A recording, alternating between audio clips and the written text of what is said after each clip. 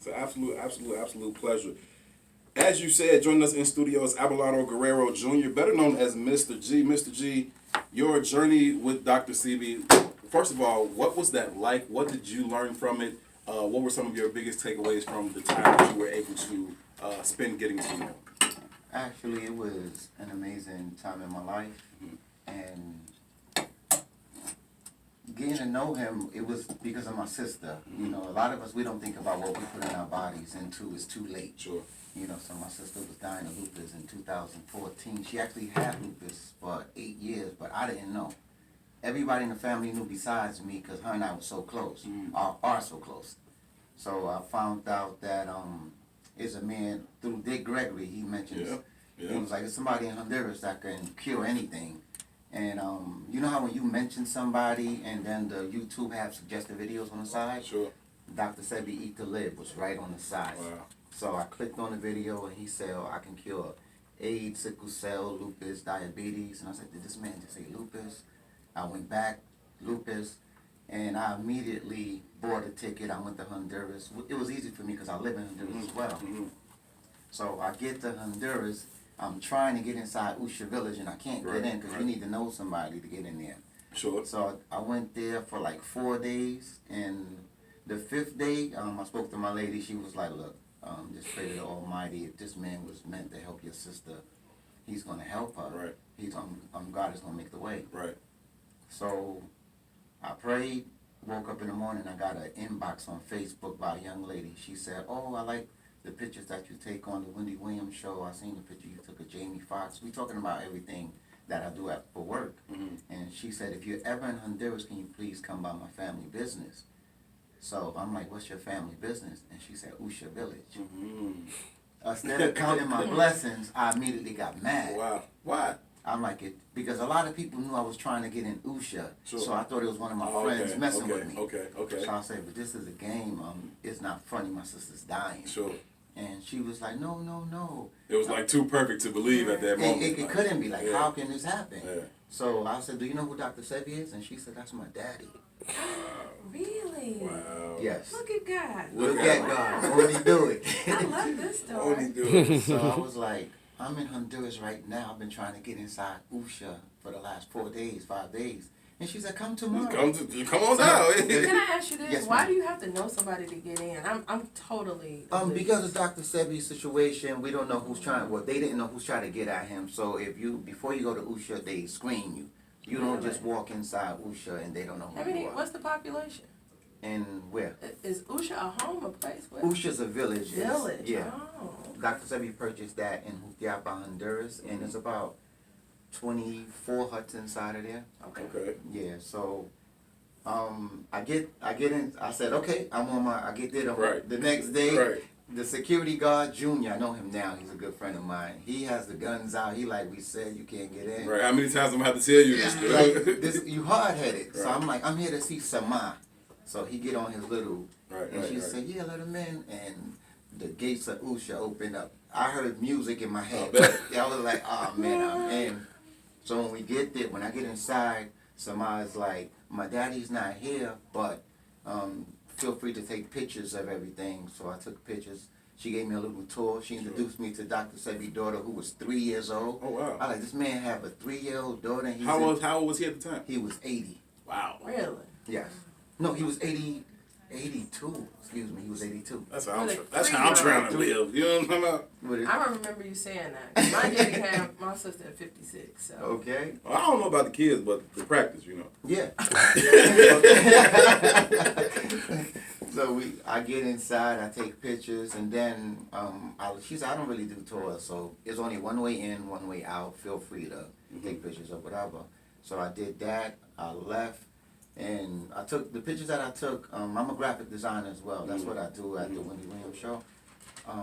So I cleaned up all the huts, put extra leaves on the trees that look too skinny. Sure. Everything so I just made everything look richer. And then I put a picture of Dr. Sebi in the ears, like him looking over Usha. Right. So when he get back from LA on Friday, he sees the picture, and Samad told me, my dad loved the picture, he want to meet you. And I'm like, yeah, that's what I want to be Right, him. right. So I get, and this is where everything took a crazy turn for me. I get to Usha Village, Dr. Sebi's there. When I get there, he's in the kitchen. And first thing I saw how tall he was, and then how skinny he was. And I'm like, dang, he look like he need a steak. Okay. Yeah, you know, Not a steak. So I play ball. So every time I see somebody taller than me, I'm like, he could be a small Of course, forward, yeah, or- yeah. I'm sizing him up. Right. So he goes upstairs. We get there, and he don't say anything to me. He picks up the picture, and he told me, "You took this picture?" And I said, "Yes, sir." He said he was a bad mother effer. So I'm like, oh man, this man is cursing. Because on YouTube, I never heard him curse. Right, So right. when he cursed, it threw me off. And then I was like, thank you, I think. Right. So I was like, well, my sister's dying of lupus. You know, because he said, okay, what you want? Mm-hmm. And I was like, well, my sister's dying of lupus, and I would like you to help her. And I don't know how much this treatment costs, but if I don't have the money, I'm a videographer. Right. I can help you with marketing. Absolutely. And he said, so hold up. You're not sick? And I was saying, no, sir. Last time I checked, I was healthier than ox. He said, let me ask you a question. Are you a Sagittarius? And I was like, yes, I'm a Sagittarius. Uh-huh. He was like, is your mother a Pisces? Come on. I was like, she was born March 15th. That she's a Pisces. My mother's a Pisces as well. He said, my name is Alfredo. It starts with an A and with an O. The Mexican that cured me, name started with an A, ended with an O. Does your name start with an A and end with an O? And don't tell me that Mr. G garbage. And I was like, yes, sir, my name is Avalado.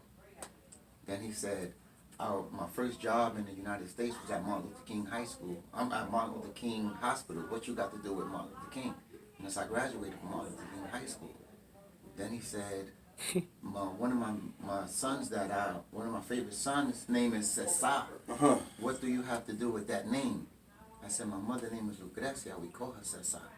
He said, sit down. I've been waiting for you for 30 years. Come on, man. Yes. He said, my mother told me that a young man was going to come. His name was going to start with an A and end with an O. But it wasn't going to be Alfredo, like the Mexican who healed you. But it was going to start with an A and end with an O. I don't know what it's going to be. He's going to be a Sagittarius like you. He's going to, his mother's going to be a Pisces like me. Y'all going to have all these y'all going to have all these similarities. Sure. When he get here, that's the person that's going to help you.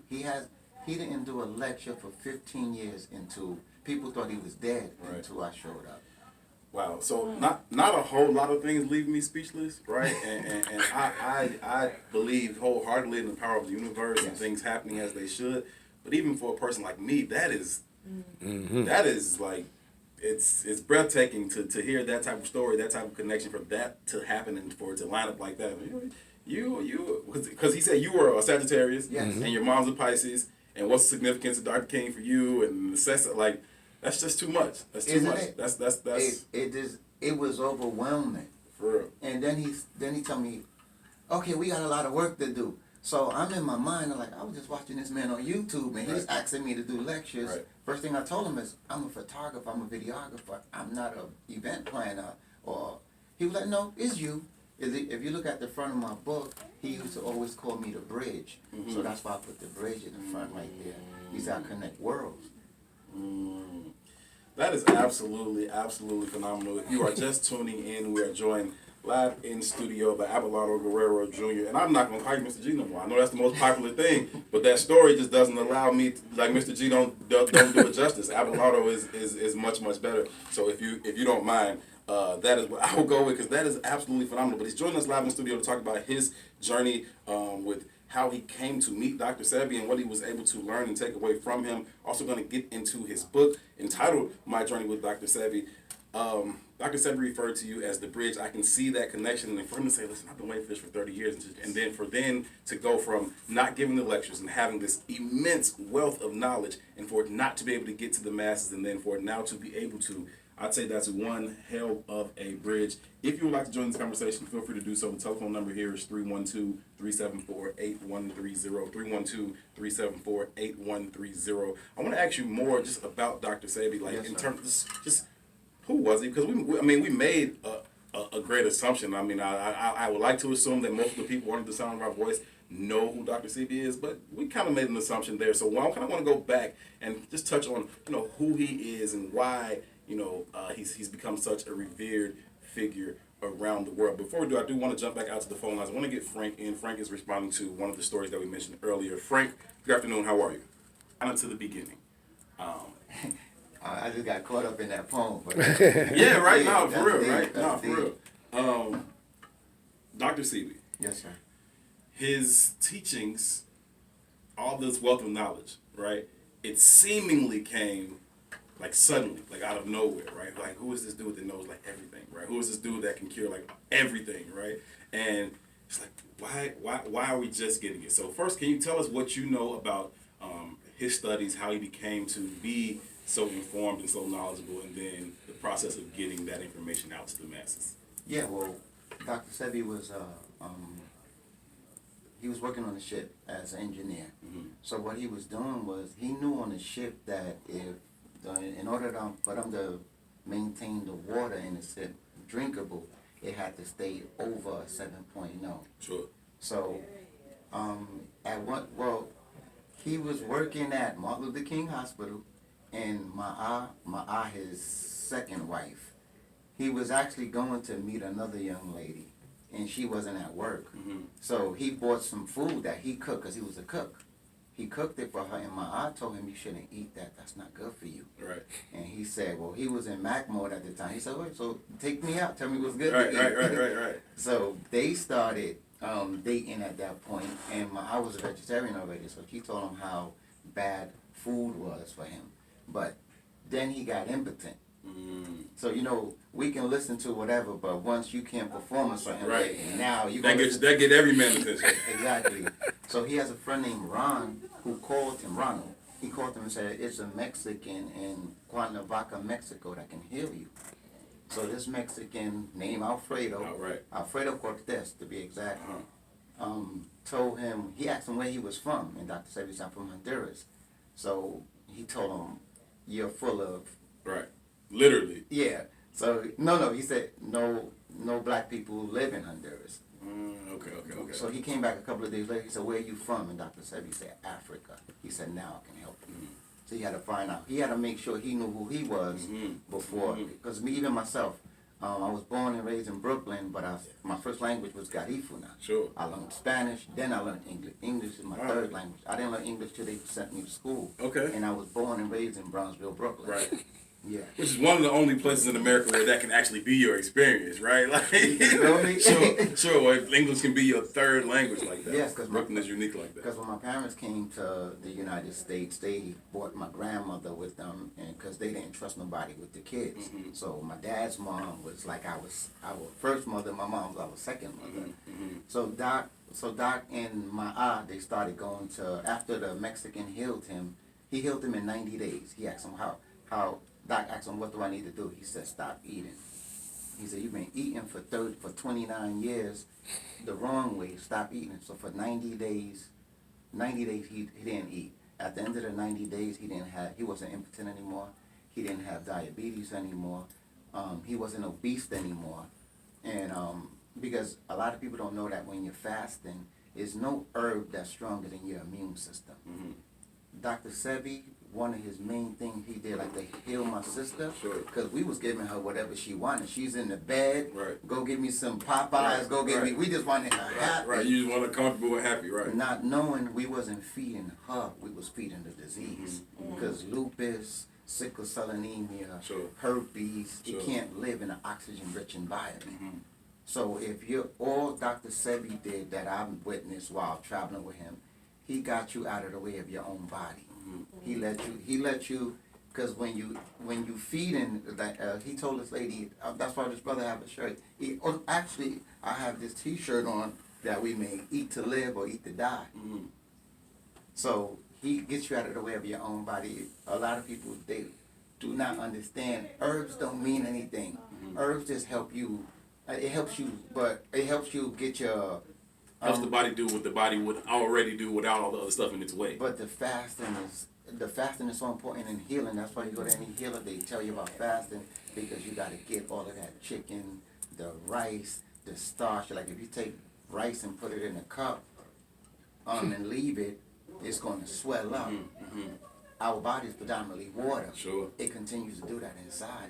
Like I tell a lot of people, I'm 50 years old, I can still jump and grab the rim. When I play with my sons, I still have a whole bunch of energy. Yeah, I wouldn't have pulled 50. Not at for your all. age. Like, That's away. not what I would. I know we on the radio. Y'all don't see the graphic, Yeah. but I would have pulled somewhere mid-30s. No, yeah, not at all. I'm gonna be 51 this year. Yeah. And I still run with my sons. I still have a lot of energy. People underestimate how much water to drink. Like if you're 200 pounds, you should drink at least 100 ounces of water. It regulates your pH balance, so you won't be hungry. Because we don't be hungry, we be dehydrated, but we confuse it with hunger.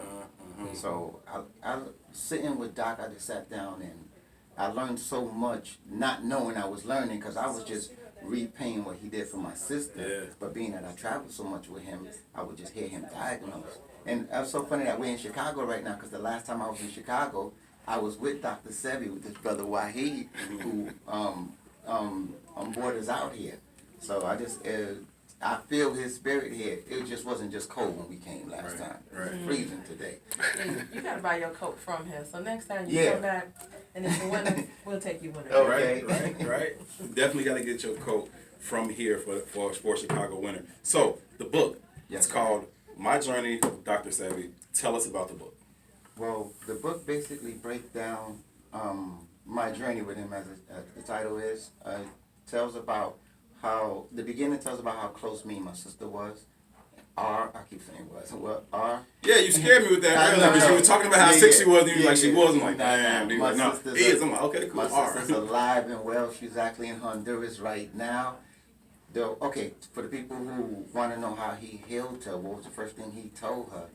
He told, and it's hard to quote Dr. Sebi without cursing. Right. His mouth was. Okay. He told her what you eat, and you need to cut that out. Right. You either going to eat to live or you're going to eat to die. He told her live food, live body. Dead food, dead body. Say that one more time. That was very powerful. Live food, live body.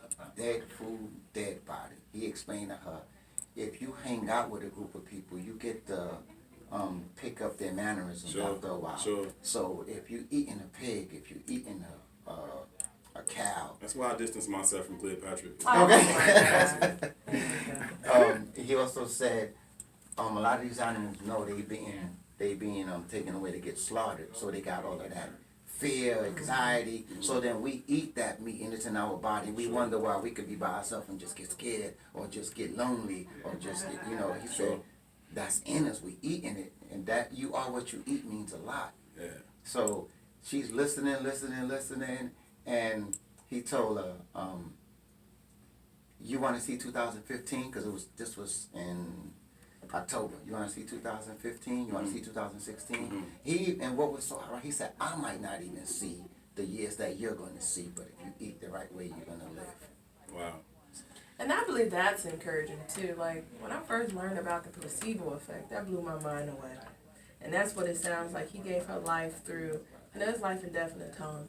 So that was probably her first saving grace, was to hear somebody speak life into her. Yes. Right? Because that gave her hope. Sometimes we cut our existence by cutting out hope. And when I shared off the air with my father, Yes. his body lost the battle with prostate, but his mind he was all the way there. Yes.